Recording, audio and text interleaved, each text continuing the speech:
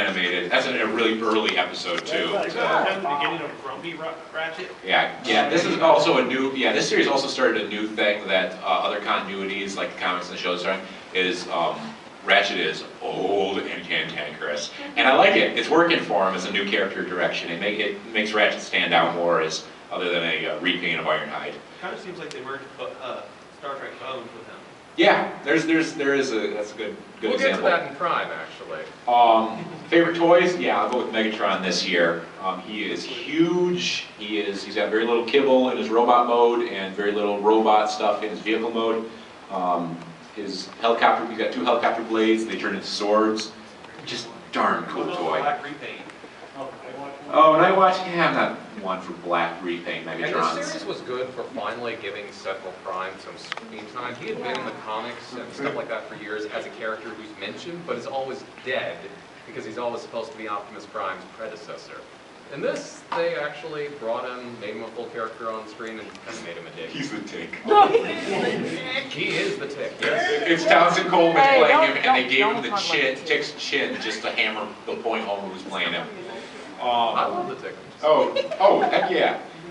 All right, after that we're up to Transformers Prime. Yeah. This is the current series. I'm pretty sure he wrote HD CGI. You got to watch this on an HD TV on a digital signal for it to look like anything other than crap. It looks great on an HD signal on an HD TV. Otherwise, if you're watching on anything else, it looks terrible. It can't. The resolutions just apparently cannot be supported by anything else. Peter Cullen and Frank Welker come back as Optimus Megatron. Frank Welker, after his stint in the movie video games, realized he can't do the voice he did in the 80s anymore. So he gave up trying and does a totally new voice. And it's horrifying. Like my buddy's kids who love Transformers, they won't watch the show because Megatron gives them nightmares, which is what Megatron should do. The character animation's okay. The background is just one sandy, barren desert after another. It's really sad. What a crappy town. Yeah, and this town is uninhabited apparently because you never see any other humans. Aside from girls that the one guy's trying to pick up. Yeah, except for the one chick who's shows up every 27 episodes. This is why we say that Beast Wars actually has aged very well, because even with its dated CG, Prime just looks like crap by comparison with the environments and everything. It's part of the aligned continuity that is Hasbro's calling the official continuity right now. It's the video games War for Cybertron, Fall of Cybertron, the 2 novels Exodus and Exiles, and Prime. And when they don't match up, just ignore it. Yeah. They weren't. The novels read like badly written fan fiction. I would say the second one did. I think the first one was fine, but there was no. Like badly written fan fiction that had been edited out to take out the Optimus Prime Megatron. I would agree with her. One thing, the second book, the author is completely incapable of conveying scale in pages. He's trying to make us, believe that these things are they're like these. In one sentence, he'll say how these objects are miles long, and then a single blast from Optimus takes half the ship out. And I'm just like, wait, you just said the ship was never mind. Also, we kind of skimmed over this bullet point we had during the Unicron, that the humans in the Unicron trilogy could range from worthless to very worthwhile, some of them at the same time. Miko is the worst human ever. I will take Sam over Miko. Has anyone ever read Y the Last Man? Yeah. Okay, you know how York had his little problem that 335 had to dump him to deal with that little problem he was having? The only way I'd ever forgive Miko is if they actually write in that she's got the same problem that York had. That's the only way I could rationalize what she does. It's like she's trying to kill herself. And what they wrote Y is the only thing that would ever make me forgive this character. Wow. Man, how do you really feel? President likes the character. I'll take Japanese Daniel and Wheelie. Over Yes. Miko. I would say wheelie Yeah. over Miko. Miko is pointless, and to the point where she's barely in season 2. Yeah. They just barely have her on screen. There's for no real reason why she's got a reduced presence. They just realize it's terrible. I emphasize Japanese because Daniel gets a lot worse in Headmasters. Okay, so let's keep it going. While you boot up clip, I'm gonna pull, thank you for Viacon. Oh, actually, go to the toys. Yeah. Oh, You let's do got that that. first. Okay, I'm gonna mix these up.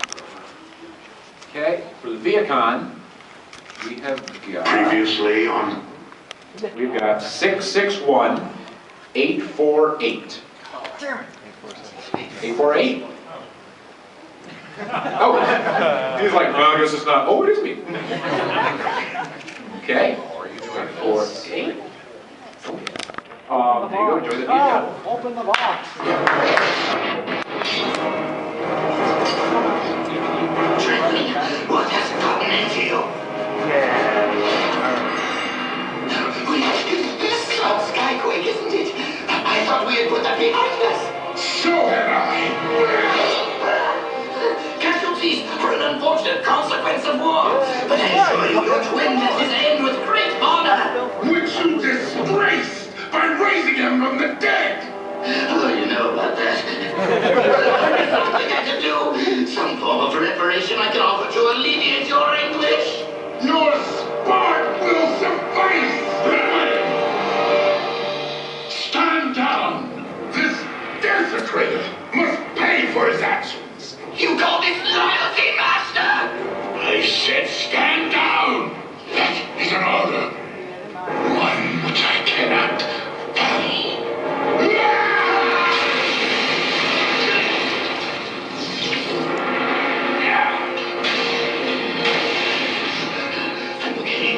I'm okay. Lord Megatron, you have my eternal thanks. Do not ever make me regret which one of you I spared. Can I have my... Yeah, them eyes are menacing, but I think I can emphasize the biggest problem with this show. Okay. Aside from the general mediocrity of the scenery, etc., the voice work is pretty good. The cast, but because they spend all this money on big name cast members, they don't have a lot of voice talent in this show. 2 of the Transformers don't speak at all. And while Silent Soundwave is pretty BA at points, I will definitely admit, you're talking about a character who had an extremely iconic voice in the original, and you're making him silent. I think that's a big mistake. When you have the original actor playing Megatron right there too. Exactly, along that line. Not to mention the fact that, okay, I like the fact that characters actually die, but don't start killing them off when you have almost no Transformers on the show as is. This is a cast that's smaller than Beast Wars, and the show really suffers for it. Am I wrong in thinking that Skyquake was a lot like Depth Charge? It sounds a lot like Depth Charge? I don't know if you saw the that it was online a few months ago. Somebody found a Dreadwing toy on the shelves that somebody had returned, and they shoved a depth charge into it. Yeah. No, you're not. Dreadwing is depth charge to the point where his Minicon for his Japanese release is depth charge is done. It's not lost on Hasbro Takara either. They're well aware of how similar Dreadwing and depth charge look. Even the voice. Oh yeah, that's Tony Todd, Worf's brother in Star Trek. Also the voice of the Fallen in Revenge of the Oh, Fallen. that guy. If season 3 somehow introduces like 10 new characters, I'll forgive the show, but we'll see. Okay, favorite toy for me it's the Viacon. Can anyone see much of his car on that robot mode? They do a really good job of hiding it, and that dude just Hold won it up, one. dude. Hold it up. Hold it up. Yeah, they do an insane job of hiding his car in there. We probably won't even need that. New York Comic Con Bumblebee. For New York Comic Con, they made a New York taxi Bumblebee, and I actually think it looks awesome. And it came with a pink RC too. I really like that Yes, one. And well, no, and Jack and Raph. Not Miko. Didn't come with Miko. Okay. I don't think we're going to have enough time here for any of the other stuff that I pulled up. I got to Transformers 4 is coming out. Marky Mark's going to be in it. Oh, holy hell. Shattered Glass is something the official club's been doing. That's like a mirror universe. Good. Official Club's Good. done some pretty awesome stuff. Evil Autobots, good Decepticons. Megatron toy is amazing. Good Beast Wars prequel comics. Yep. Side stories. Classics is current Transformers toys coming out that are based on the original series, one more dude. The IDW comics, the current ongoing comics, if you can read the current stuff, you don't even need to like go back and do everything. Just start at the beginning of the current series. It is some of the best stuff out there. Season 3 of Prime is going to be called Beast Hunters. Toys just started coming out. We're getting Predacons introduced. We'll see how that The goes. characters might get new looks. Might get new looks. Shockwave's showing up. Well, yeah, we're getting new toys. We'll see if they get a new look in the show because CGI is expensive. And the toys for smoke screens in Japan, they did just a repaint Of of Knockout. but now they're making a full remold. Yep, we're getting a whole new toy for Smokescreen in the U.S. while they just got a repaint in Japan. And War for Cybertron and Fall of Cybertron are actually pretty fun games. They're really short. I beat each one in 6 hours each, but they're still pretty fun. So play them if you can. Okay, so oh wait, why is my hand going through these tickets? Could there be a fourth toy that I didn't have up here? There may be. Let's Walk out just see. yet. So let's go with, let's see which one of these three falls away. Oh, we're going with 661, 816. Rigged. Oh, booyah! Show it up. Put it up. All right, everyone, thank you for coming. Thanks a lot, guys.